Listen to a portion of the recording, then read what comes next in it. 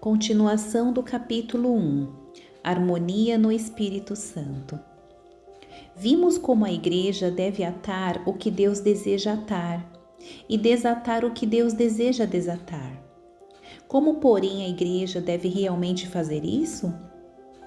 Em verdade também vos digo que, se dois dentre vós sobre a terra concordarem a respeito de qualquer coisa que porventura pedirem, ser-lhe-á concedida por meu Pai, que está nos céus. Está no versículo 19 de Mateus 18. O versículo 18 de Mateus 18 dá ênfase à terra e ao céu, assim como o versículo 19. O versículo 18 fala do céu ligando ou desligando tudo que a terra liga ou desliga. E o 19 diz a mesma coisa, afirmando que o Pai Celeste concederá tudo o que a terra pedir. Por favor, observem que o que o Senhor Jesus enfatiza aqui não é simplesmente um acordo no pedir qualquer coisa. É antes unanimidade na terra a respeito de tudo o que os crentes pedirão. Ele não quer dizer que primeiro duas pessoas têm de concordar na terra a respeito de alguma coisa e então pedi-la. Não, o Senhor Jesus está dizendo que se vocês concordarem em tudo, harmonia no Espírito Santo, então qualquer ponto particular que lhe pedirem será concedido pelo Pai que está nos céus. Esta é a unidade do corpo, ou melhor, a unidade no Espírito Santo. Se Deus não lidar com a carne do indivíduo, ele se considerará um super-homem, uma vez que, a seus próprios olhos, o céu deve dar-lhe ouvidos. Não, se você não está na unidade do Espírito Santo, nem está orando na harmonia do Espírito Santo, não imagine que o céu o ouvirá em algo. Você pode orar, mas o céu não ligará o que você ligar, nem desligará o que você desligar. Por isso, não é algo que você possa fazer por si mesmo.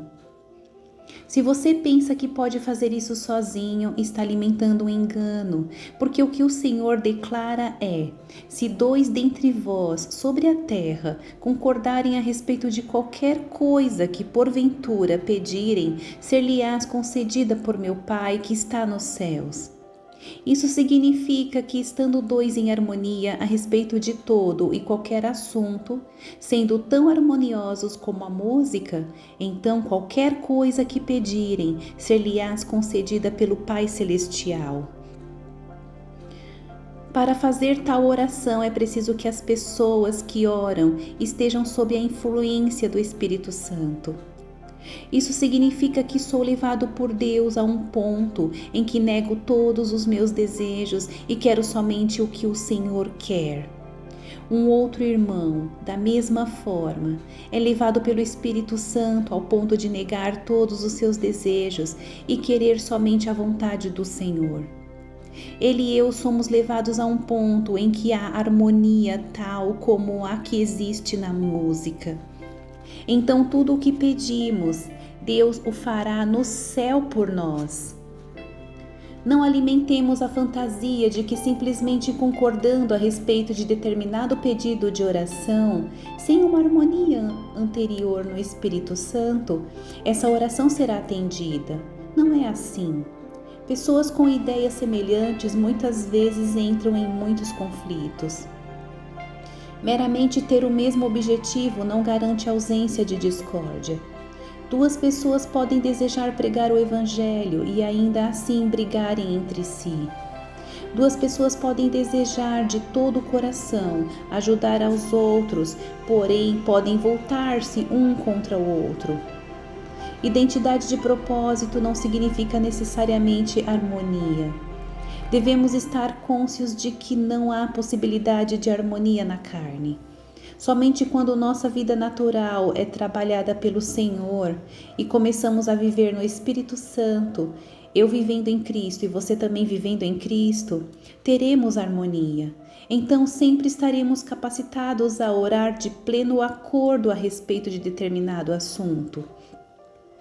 Aqui, pois, estão dois lados de uma mesma moeda. O primeiro é estar em harmonia a respeito de tudo. A segunda é orar a respeito de tudo. Necessitamos ser levados por Deus a esse ponto. A parte do corpo de Cristo, não há lugar onde se possa encontrar harmonia cristã. A harmonia encontra-se somente na Igreja de Cristo. Somente aí há ausências de lutas, somente aí existe harmonia. Se nossa vida natural é trabalhada pelo Senhor e se somos levados a reconhecer a realidade do corpo de Cristo, então estamos em harmonia e nossas orações também estarão em harmonia. Fundados na harmonia, também concordamos a respeito de qualquer assunto particular. Uma vez que o que vemos é harmonioso, estamos qualificados para ser porta-vozes da vontade de Deus. Ao orar por determinado assunto, se houver opiniões divergentes, tenham cuidado para não errar. Somente quando toda a igreja se reúne e concorda a respeito de determinado assunto, descobriremos que é vontade do céu realizá-lo. Por esse motivo, portanto, confiemos na igreja. Tenha em mente que a oração não é a primeira coisa a ser feita. A oração apenas segue os passos da harmonia. Se a igreja deseja ter tal ministério de oração sobre a terra, todo irmão e irmã precisa aprender a negar a vida da carne diante do Senhor. De outra forma, a igreja não será eficaz. A palavra que o Senhor Jesus nos dá aqui é maravilhosíssima. Ele não diz que se a pessoa pedir alguma coisa em seu nome, o Pai a ouvirá. Nem diz o Senhor que orará para que o Pai responda. Ao invés disso, declara: se 2 dentre vós sobre a terra concordarem a respeito de qualquer coisa que porventura pedirem, ser-lhe-ás concedida por meu Pai que está nos céus. Oh, se realmente concordarmos, as portas do céu se abrirão. Aqui está um irmão que peca contra outro. Antes que a igreja comece a lidar com ele, o irmão ofendido vai com um ou 2 irmãos a fim de levá-lo ao arrependimento. Esses 2 irmãos vão conversar com o irmão ofensor antes mesmo de a igreja começar a tratar do seu assunto. Contudo, não é que esses 2 irmãos discordem da igreja. Eles apenas veem o assunto antes da igreja, pois, subsequentemente, a igreja examina a situação exatamente do mesmo modo. Em outras palavras, esses 2 irmãos têm o mesmo fundamento da igreja. O que o Senhor quer dizer é que os 2 representam a igreja na terra. O que a igreja vê está em perfeita concordância com o que aqueles 2 irmãos veem. Esse é o ministério de oração. Precisam concordar em tudo, seja o que for, e precisam orar de comum acordo a respeito desse assunto particular. O ministério de oração da igreja consiste em orar na terra de modo a causar ação no céu. Precisamos lembrar-nos de que a oração, tal como apresentada em Mateus 18, definitivamente não faz parte da oração devocional ou da oração pessoal privada. Muitas vezes temos necessidades pessoais as quais levamos a Deus e Ele nos responde. Há, na verdade, lugar para a oração pessoal. Da mesma forma, seguidamente sentimos a proximidade de Deus. Graças a Deus, Ele ouve as orações devocionais. Elas também não podem ser desprezadas.